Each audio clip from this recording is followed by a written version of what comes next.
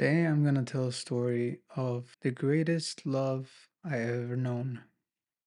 When I was a teenager, I was plagued by the thoughts of, I hate my mom.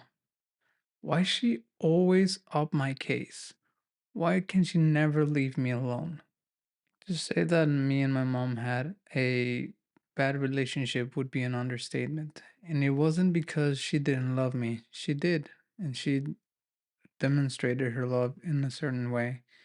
But it was because of a story that I told myself from a young age when my parents got divorced that has created this environment.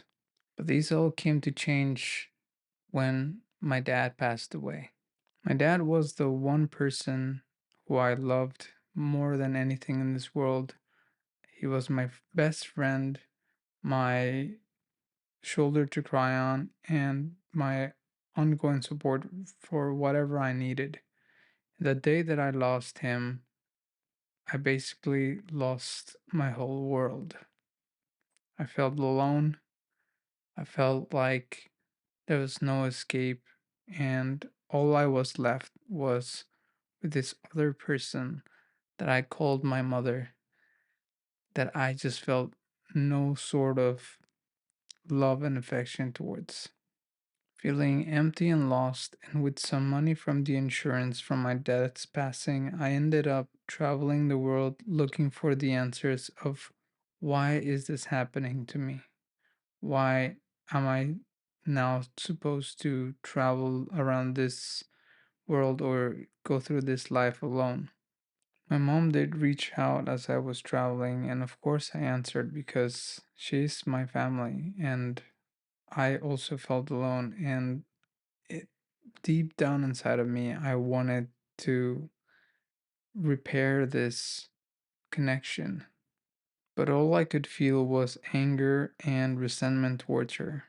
And the worst part is that I didn't know where it was coming from.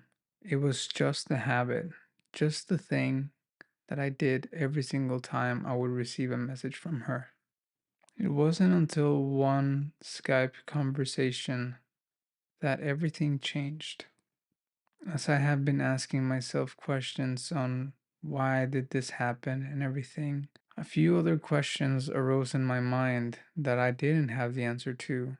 And those were, what happened between my mom and my dad really? And what is her story? And so that's what I decided to ask her that night. A mix of feelings of anger, resentment, and curiosity just boiled all over inside of me as I tried to muster the courage to ask the question. I didn't know how to talk to my mom in a personal sense. I've always talked in a superficial way. So asking something so personal as that felt wrong, but I did it anyway. My mom paused for a second after I asked the question, and I knew that the what was gonna come out was gonna be her rage against my father, and I knew that that was gonna make me angry, and I was gonna end the call. But for the first time, I saw my mom's mood change.